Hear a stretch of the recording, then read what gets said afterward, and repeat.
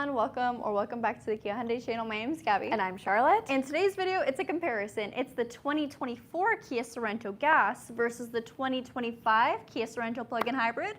Now these vehicles and their top trims are less than $10,000 apart, but there is a ton of differences between the two. Obviously the fact that they have different powertrains, one's going to be a plug-in hybrid and one is just straight gas, but there's even more than meets the eye, that is. Definitely. So in today's comparison, what are we talking about, Charlotte? So today we are giving you guys the facts of these vehicles. That way it can hopefully help you decide which one is going to be best for you and also for your budget. So we'll be talking about things like the exterior differences, of course the powertrain, the interior, the fuel economy, and the benefit is that these videos are live streamed, which means we're a one-take wonder, and if you guys have questions, you can leave them in the live chat for us to answer. If you're watching this after it's already been posted and you still have questions, leave them as a regular comment down below, and of course they need to like and subscribe. Yeah, perfect. Of course. It's free and it makes us happy. Yes. And the question that we want to answer in this video is, which one's the better buy? Because again, less than $10,000 of a price difference. Now, of course, that'll vary depending on what gas trim you're looking at or what plug-in hybrid trim you're looking at. But hopefully this video will help you kind of decide what's right for you. Yeah, and if it fits your budget. Yes. All right. So shall we get into it? Let's get right into it. A couple people in the comments said that they wanted to see the Sorento PHEV first. And I just want to start off by answering the question, why is this one a 2025 and that one's a 2024? Now, Great here's question. something that was a little bit confusing. So Kia refreshed the gas Sorento first. We got it as a 2024 model. It's got a fresh new look compared to last year and a couple different trimline options. For the plug-in hybrid, the same thing, except they carried it over for 2024. We didn't receive any inventory, that is. And then for 2025, they made the same changes that they did to the gas model, but of course, different powertrain. So first things first, when it comes to the front end, it's going to look different than the previous body style. We get a bold amber daytime running light with LED vertically stacked headlights. This car has a ton of tech and safety, and there's only 2 trim levels to choose from, which makes it semi-easy to pick which model is right for you. Both of the plug-in hybrid trims will have the same powertrain option, and that's a 1.6-liter turbocharged 4-cylinder gasoline engine with, of course, an electric motor to add in to the hybrid component. Now, this vehicle combined has a fuel efficiency rating of 3 liters per 100 kilometers, which is absolutely fantastic. Now, let's say you don't plug in your vehicle and you're just utilizing in its hybrid form, then you can expect 6.9 liters per 100 kilometers, which is still far better than the regular gas Sorento. So here is your hybrid powertrain. You can see it's boldly written in hybrid with your smart stream. Your orange components are going to be the actual hybrid portions of the vehicle. And then you get 51 kilometers of all-electric range, and that's what truly makes a plug-in hybrid different than a regular, just straight-up hybrid, which is an option for this Sorento as well. Essentially, you can plug this car in. The battery is large enough that it can actually withstand a charge from either a level 1 or a level 2 outlet. We have the level 2 right here. It takes about just over 3 hours for it to charge with the level 2 charger, and about overnight if you're using the complimentary level 1 that comes with the car. And this is where you'll really maximize on the efficiency and I guess get the best bang for your buck if you are looking at a PHEV. If you have a house or a living situation where you can plug it in, you can of course drive this vehicle on its full electric range of 51 kilometers and then 48, it changed. 48, okay, sorry. No, you're good. You're thinking of the last 51. year. Yeah, you're good. Okay, so on its full electric range of 48 kilometers. Thank you, Charlotte. Now we also have a 6-speed automatic transmission, which is very different because on the gas model, it's a dual clutch.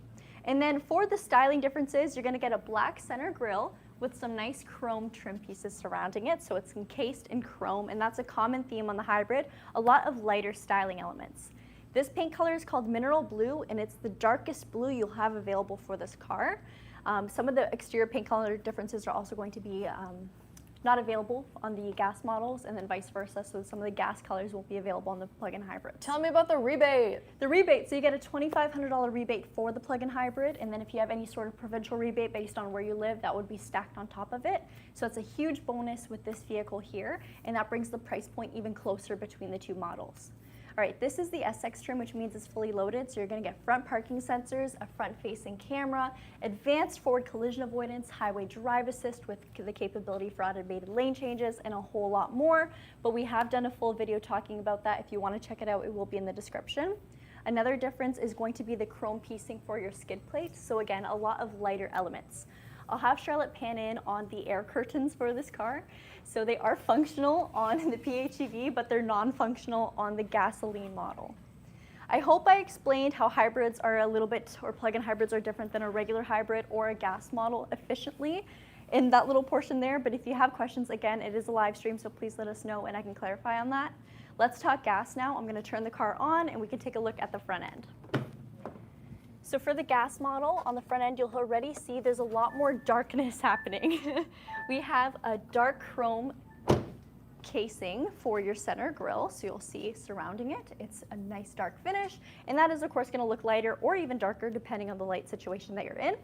You also have more of a vertical design approach for the grille itself, and maybe we should pan back to the plug-in hybrid just to quickly show that side by side. It definitely angles in, so it's a bit more tapered, if you will, with the plug-in hybrid versus the straight kind of edgy look that the gas model has going on. It may not be something that you notice, but when you see them side by side, you're like, oh yeah, that is different. It definitely makes a difference. So if we have to do a couple side by sides, we will, but the headlight's going to remain the same, so same bold daytime amber running light, daytime amber running light, and LED headlamp. You're also going to get LED fog lights on both models. And your lower grille is again going to be a little bit more angular compared to the plug-in hybrid. Same safety functions though, so we still have that forward-facing camera, the front radar sensors, the forward collision avoidance as well too. So there's no real advantage when it comes to safety in terms of what comes in what trim and what features you get. They're going to be the same there.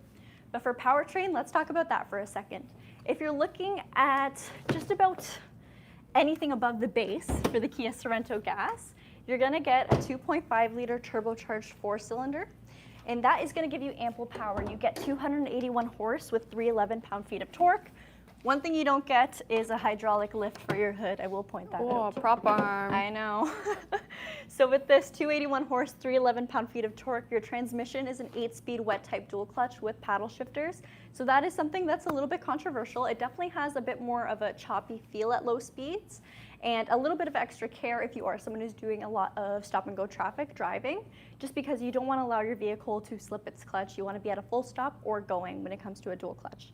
That's a benefit for the plug-in hybrid, I will say. When you're at low speeds or if you're in stop-and-go traffic, you're going to be sitting in EV mode, so you're actually not idling your vehicle at all. You're not wasting a drop of gas. You are just sitting in EV, which is quite nice. Styling-wise for the wheels, these are one of my favorite things about the Sorentos. So they did change the wheel designs for the 2024 model on the gas. This is our beautiful, beautiful blacked out alloy.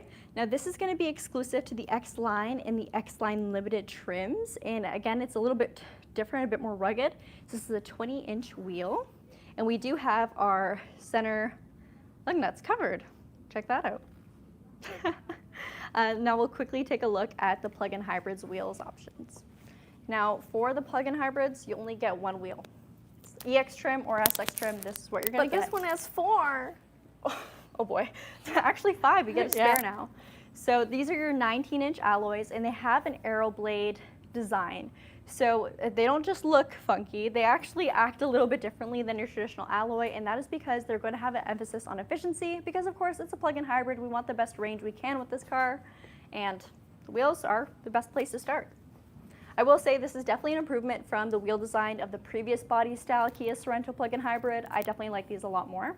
Here's another difference. I love pointing this out. The accents that are on the side panel of the vehicle. So this little fender flare here, you get a gloss and matte black look on your gas models, and just straight up chrome, shiny chrome and a flushed out aluminum on the PHEVs and regular hybrids. Both of them have power folding mirrors with turn signal indicators. You're going to get blacked out mirrors on the gas. Sorry, Charlotte. So blacked out mirrors on the gas, and then a mix of body color and black on the hybrids. Nice. Now for windows, black trim on the gas model with a raised roof rail, ladder style if you're getting the X-Line or above. And then everything's blacked out, you guys, everything. Take a look. I think it looks really good. Don't know what that's going to look like with longevity and wear and tear on your vehicle, especially if you have kids. It might show scratches a bit more. Over here, we have a more traditional approach with the aluminum finish and then some black for the pillars. Are they both in the same paint color? No, they're not. So this is Midnight Lake Blue and this is Mineral Blue. Again, this is a hybrid exclusive color. This is a gas exclusive color. So pick your blue. It is Blue Monday today. Charlotte didn't get the memo. No, I forgot. I didn't forget. All right, and then coming off to our door handles, you'll notice they both have the same door handle. So for simplicity, let's just show the hybrid. Both of them have our proximity key, so I can just walk up to my car, put my hand behind the handle, it'll unlock for me, press on the button to lock it, and both of them have digital key to touch, meaning I can unlock, start, and drive my car by using my phone, which is very handy. Both of them also have the same seating configuration, which Charlotte will show when we actually hop inside, but in the meantime, here's something that's very different. The doors. So this side is going to be our charge door, where you can utilize a level 1 or level 2 charger, so AC only when it comes to our PHEVs. As I said earlier, AC is going to be more so an overnight thing, so you get home from work, get home from whatever you're doing, plug it in, wake up the next day, it's charged, and you don't need any special wiring. A household outlet like this will do, so just like how you'd plug in your phone. And again, you'd probably need to have somewhere where you can charge your PHEV almost every single day or as often as you drive to make it worth it, if that makes sense. If not, I would definitely suggest looking at just a regular hybrid or a gas Sorento. All right, let's take a look at the trunks now. So before I actually pop open the lift, we're gonna kind of get down a little bit to look at the skid plates. Again, you're gonna get that glossy silver look on the hybrids and a blacked out dark chrome look on the gas model. So a quick side by side there. When it comes to the X-Line, your X-Line trim levels of the gas Sorento, you're also going to have a bit more ground clearance just because of the larger wheels and the way the vehicle stands. They wanted to have an off-road and rugged approach to it. The hybrid is definitely more of a city sleek car, so it looks a little bit more traditional and a little bit more, I want to say modern, if that makes sense. Less bold. All right, lifting the tailgate, we of course have a power liftgate function. You can adjust the height, and that's the same on both vehicles. And both cars are going to have a 6-seater configuration. So these 2 seats in the very back, of course with them up, you don't have a lot of usable cargo space. So we'll knock them down and show you what we're working with on a different approach. So they are separate, and they both have tethers, which makes it really easy to lift up. Lots of rear cargo space with LED lighting back here too, so very impressive at nighttime. You're going to have USB-Cs back here with cup holders and a button to power fold your second row seats. So they only fold down, they do not go up by themselves. And earlier I mentioned our level 1 charger. Here it is. So again, comes complimentary with the car, no special wiring, and charges your vehicle. A lot of people will install level 2 chargers at their home, but you can certainly get by with just the level 1 that it comes with. No special wiring needed. Right, do you want to show underneath the cargo floor? Yes, actually, there is something there that's a little bit different that most plug-in hybrids won't have. So let's give this a lift. What could that be? Is that a lift? So we do have a temporary spare tire, a compact spare tire with the PHEV, which is something, again, a lot of hybrids don't have, period. Never mind plug-in hybrids. So very good to see. I realized I didn't mention the horsepower torque specs for the plug-in hybrids, so it's 261 horse with 258 pound-feet of torque. And then again, transmission differences, 6-speed automatic, 8-speed dual clutch. Now for the trunk here, it's largely the same. There is a slight size, a sticker just peeled. There we go. Very nice. There is a slight size difference just because of the battery on the plug-in hybrid, but in reality, it's not very noticeable. So there's that there. I got regular mats. We'll move that out of the way. As you can see, the configuration is just about exactly the same. So cup holders, USB-Cs, storage, seatbelt hooks, cargo hooks at the very bottom. Underneath here, you have a little bit more usable space because no extra hybrid components. And then we have our jack for our tire, I was going to say, for our lift kit. For our lift kit.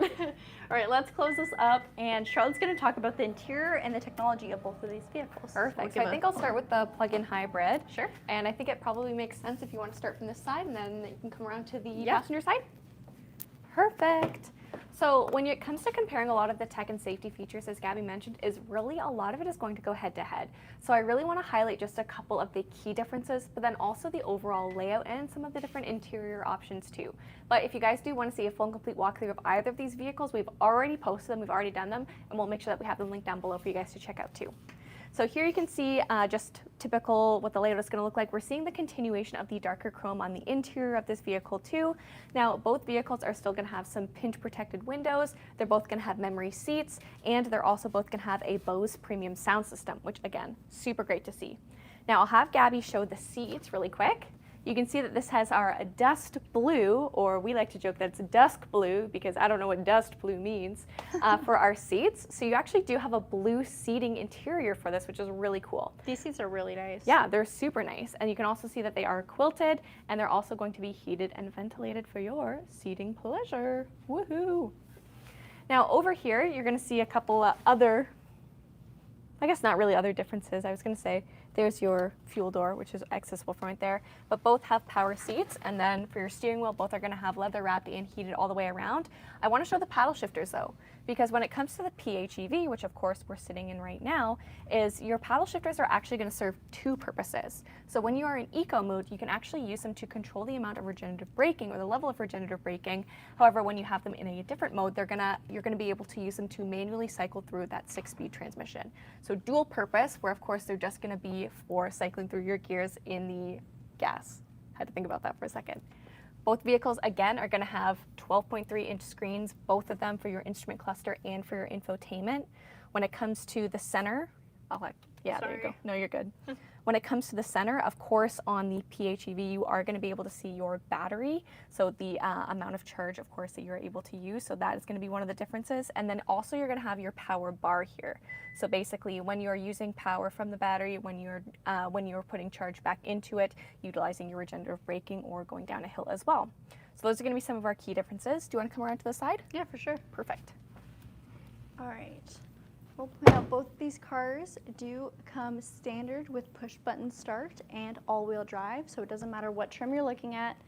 Could be base, could be base. You're getting all-wheel drive, you're getting push-to-start with remote start, which are Canadian must-haves, I will say. They're my favorite features. Sorry? They're my favorite features for remote start. I was just going to show that on the key fob. So slim perfect. profile key, too. Very large, which may seem weird, but it is actually an ergonomic shape if you are holding it, but there's so many opportunities for proximity in utilizing this key. Just toss it in your bag and you're good to go. You don't need to hold it if you don't want to. Nice dark headliner in this vehicle, and I want to direct your attention actually back to this screen. So both of these vehicles are going to share the same software with over-the-air updates, the capacity for that, and also the capacity for wireless Apple CarPlay and Android Auto.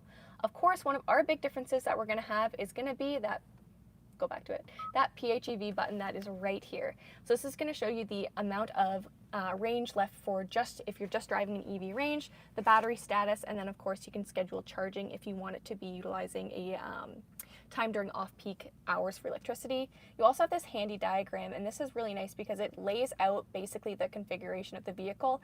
And I think that if you are new to a plug-in hybrid or even an EV, this really helps you understand what is going on and also the power flow from, battery to motor to engine and how everything kind of works together. So again, love that. I think it's really cool. Like I said, departure time, scheduled charging, and charging current. Of course, this is only AC charging, no DC fast charging.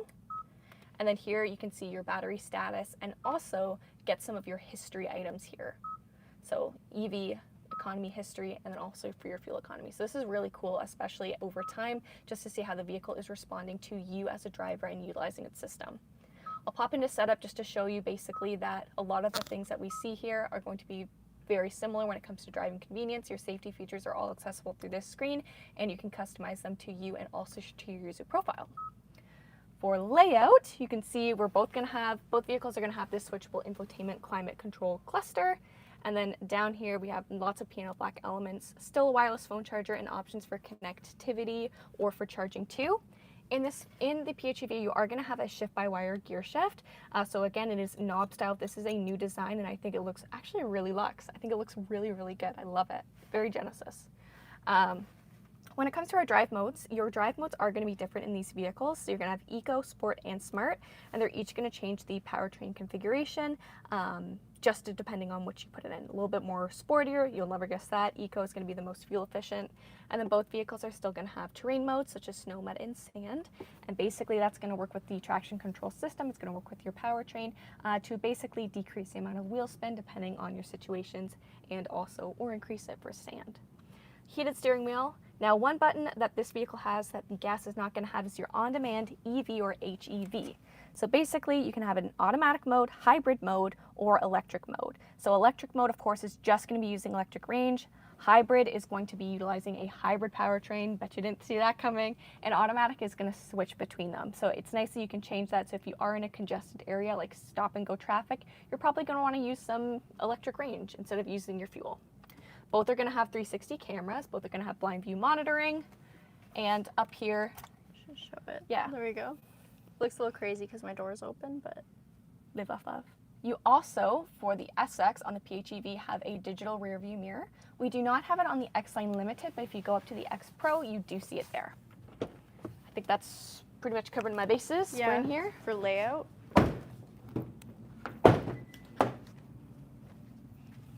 So tech-wise, they're the same, right, Char? Yeah. But you have a PHEV menu in this one. Yes. And your gear shifts or your paddle shifters do something different. Yep. Paddle shifters do different. On-demand EV, HEV button, and digital rear view mirror. Those are going to be your biggest differences. Perfect. Back here, you can still see that we have some great tech and amenities such as USB-Cs, a household outlet, a 12-volt. You've got cup holders, still a premium sound system, and captain's chairs. Super nice layout. Very The nice. Very seating back comfortable. here, like the leg room and everything, I know it's a little bit different because it's a PHEV, but it's really nice. All of these chairs as well are going to feature rear tethers for car seats and also lower latch anchors. The same thing is true with the third row. Beauty. All right, so let's show the layout here. Now, like I said, tech for tech, they're going the exact same. Some of the differences that you can see is for our seating, we do have a different quilted leather, so it's just the pattern of the leather is going to be different, but still quilted, still very comfortable to see, and again, still same tech and safety features. Now, over here, you actually don't have your fuel door, so I was right, that is different. I couldn't quite remember. Yeah. Perfect. And also on the interior, you can see we have some more of these, this wood grain trim instead of a darker chrome. So that's different. Power folding mirrors, like I said, windows the same, Bose premium sound system is the same, power seat is the same, live, laugh, love. Can I turn it on just to show Of the gauge course. cluster? Right, so the screens are the same, the software is the same, but of course you're not going to have that charge band or that power band, it's just going to be your tachometer. But it's fully digitized. Also, range. So this one has a full tank right now, 574 kilometers of range. Let's take a look at the hybrid again to see what that says.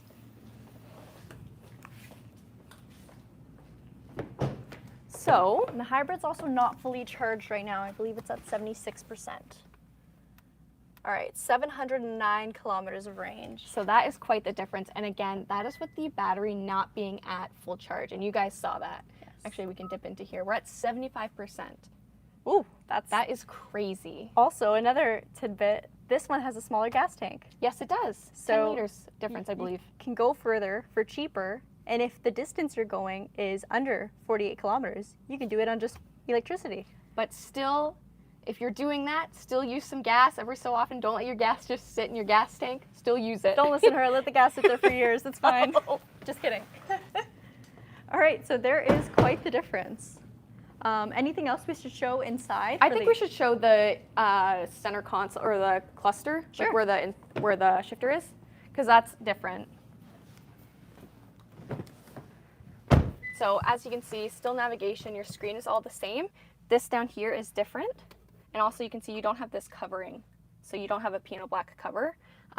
Leather-topped gear shift, so this is different. And then also, like I said, your drive modes are different, so you have the inclusion of normal mode here instead of eco, sport, and smart.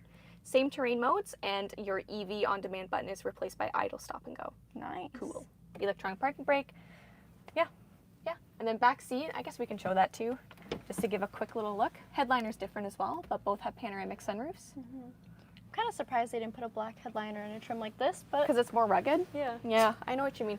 I think I like the lighter headliner. I think I like light and bright. That's what I'm realizing. Yeah. Unless it's really sporty.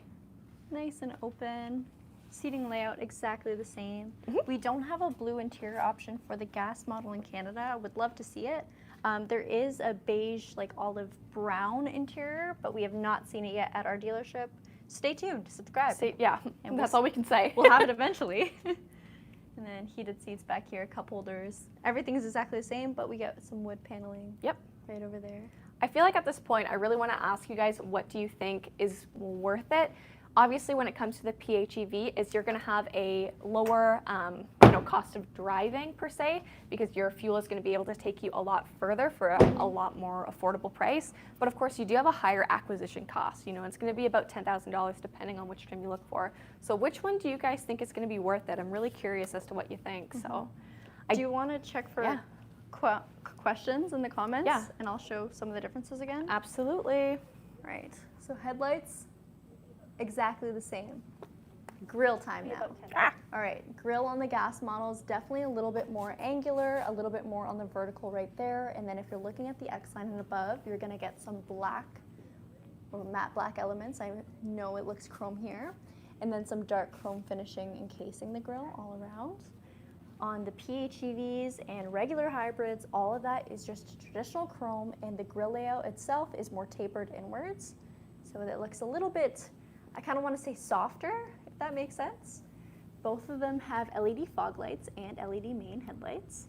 You get the same tech and safety depending on what trim levels you're looking at. So if you're looking at the basic model Kia Sorento versus the fully loaded hybrid, obviously there's going to be some tech and safety differences. But if you're looking top model, then you'll have no exact advantage when it comes to tech or safety there.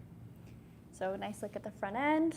Obviously powertrain's different, so a quick rundown again. 1.6 liter turbo with 261 horse, 258 pound-feet of torque, 48 kilometers of all-electric range when fully charged, and about 3 liters efficient per 100 kilometers when you are utilizing gas and electricity.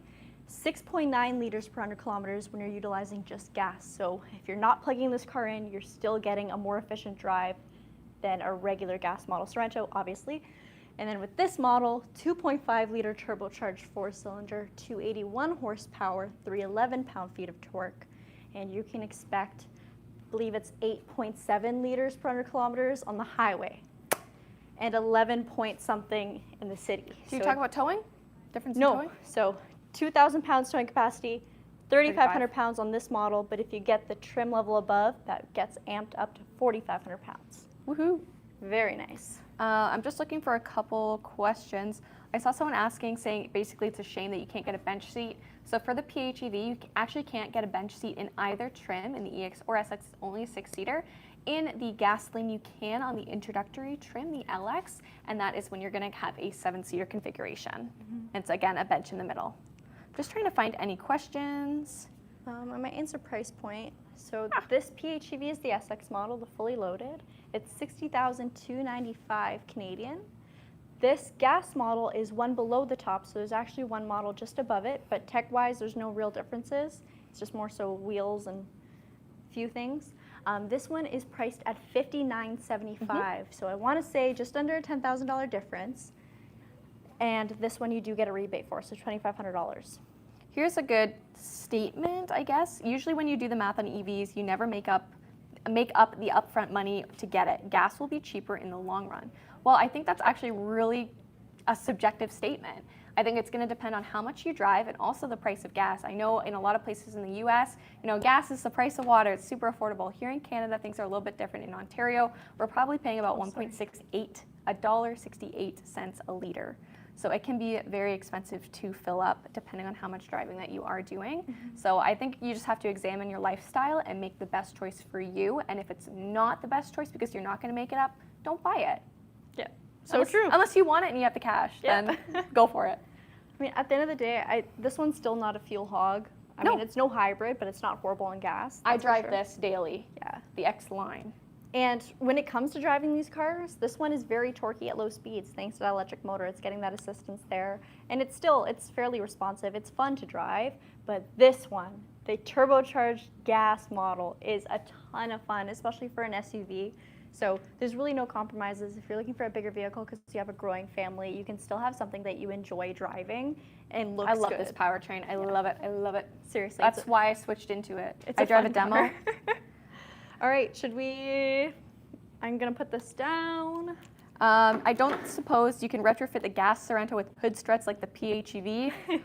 We would not do that for you here, but if you want to get creative. I don't think it's doable.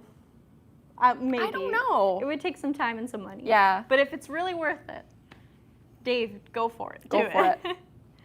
All right. Are the colors exclusive to each powertrain? Yes, they are. Yes. You can only get Midnight Lake Blue on the gas, and you can only get Mineral Blue on the plug-in hybrid or hybrid. How would I tow on a Sorento? You need a hitch.